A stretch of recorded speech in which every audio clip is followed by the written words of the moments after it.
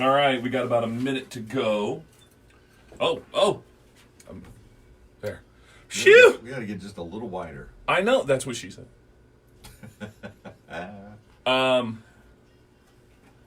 You're tagged officially. Okay, there we go. Good morning. We've got one person watching us. I'm not sure who that is, but about 25 seconds. And we'll get in and chit-chat a little bit about the news.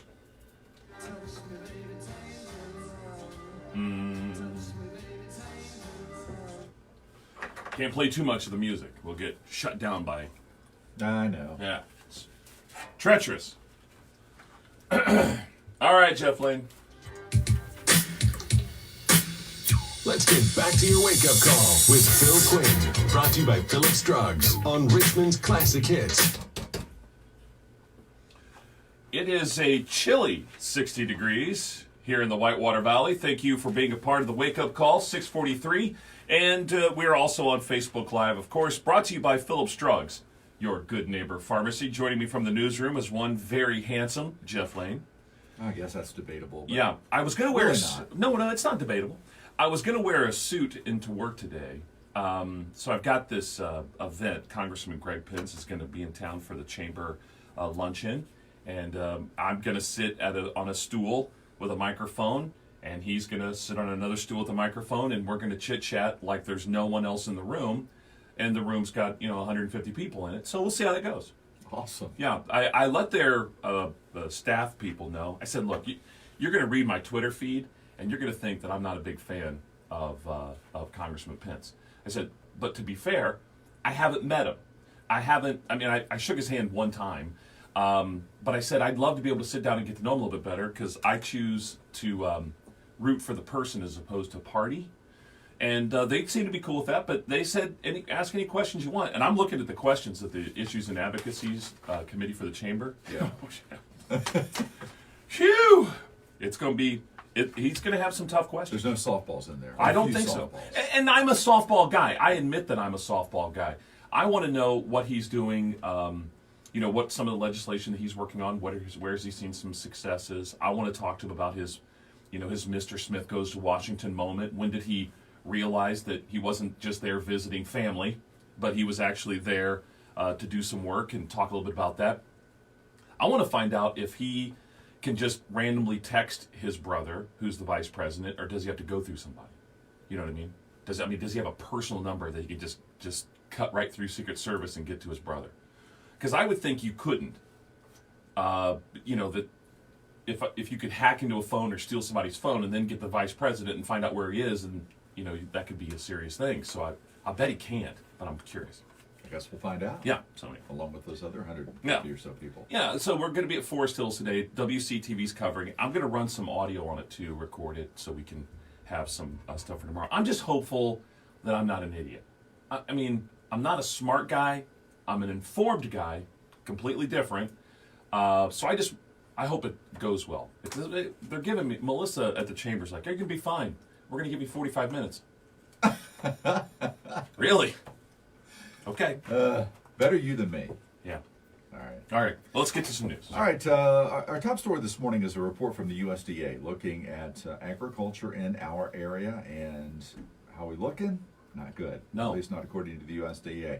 They say that just 32% of our area's corn right now is good. 27% is rated as poor.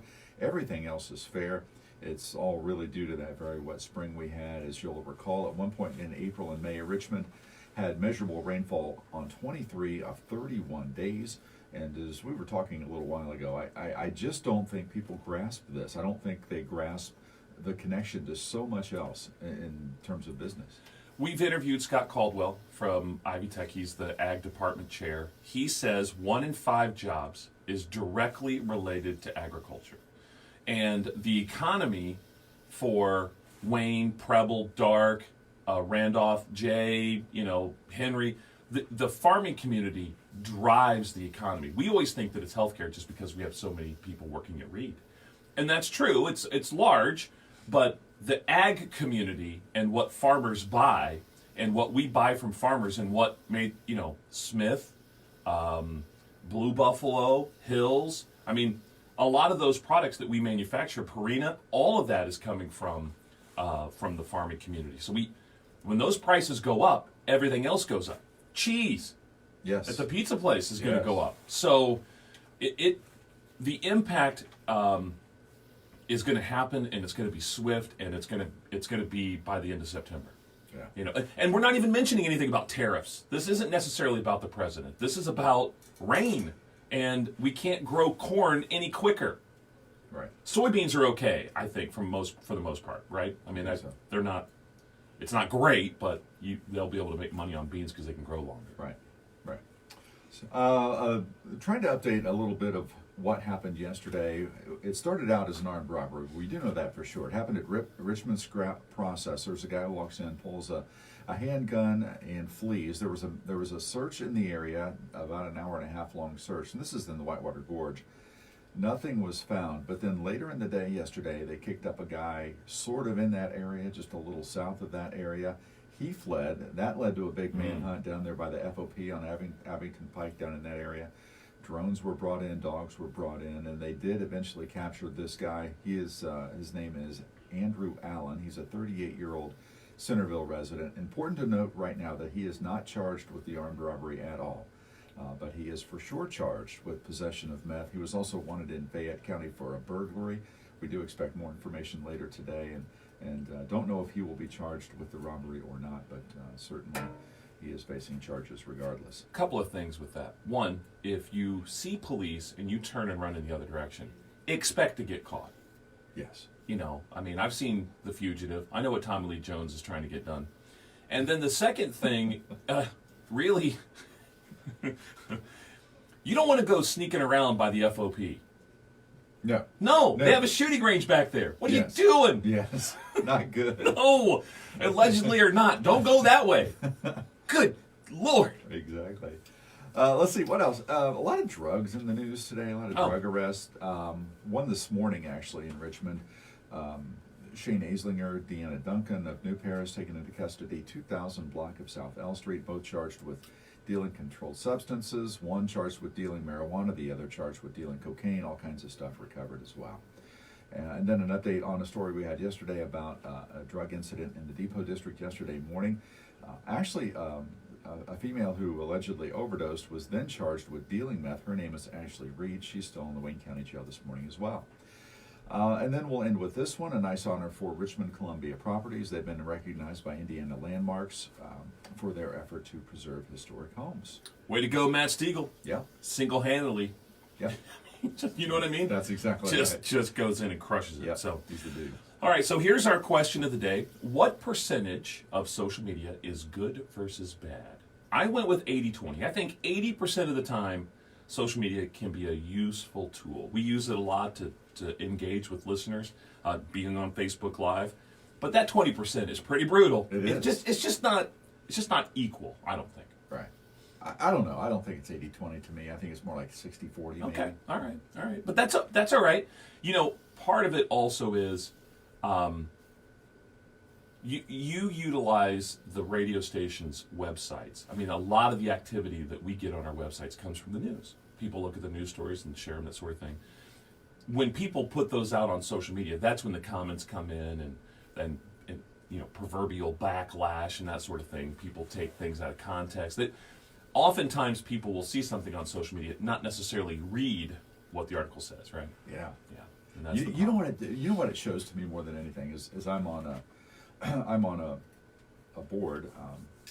Actually, I'm on the Lack and Green board, and Yeah. what social media shows to me is that people are really, really ignorant about a lot of things they complain about. People really have no idea about a lot of the negative comments Yeah. you'll see. People just don't know what they're talking about. Yeah. And I hope that that's not how Congressman Greg Pence walks away from the luncheon at Forest Hills today. Kind of an ignorant, doesn't know what he's talking about. Yeah, but that's it. I mean, that's it. You'll see something, you'll share it, and without having read it, and it could be totally false. And that, maybe 80-20 is just glass half full and really not conveying what actually is out there. Maybe 60-40 is a better call. Who knows? Thank you, Jeff. We certainly appreciate it. Good luck today. Thank you. System started having trouble last year, and my husband... All right, sports fans, I didn't get to see all the comments, but certainly we will do our best to look at those. It's just the phone is so small. But so I'm thinking we've got to do something for farmers. I want to do a shirt that says "We support farmers." A real simple shirt. We get some people to sponsor them. I don't think you want to charge people for the shirts. I mean, how do you expect to get the money into the hands of farmers? That may not work, but I would wear a shirt, every Wednesday in the fall or every Thursday in the fall, and just says, "Hey, we support local farms." I think doing something like that would be a good deal. So pass those ideas around and figure out something. Let me know. I'd be happy to help support somebody doing that. And we've got people here at the radio station and others that are smart that can come up with a better plan for that. So let us know. Thanks everybody for watching. Appreciate it.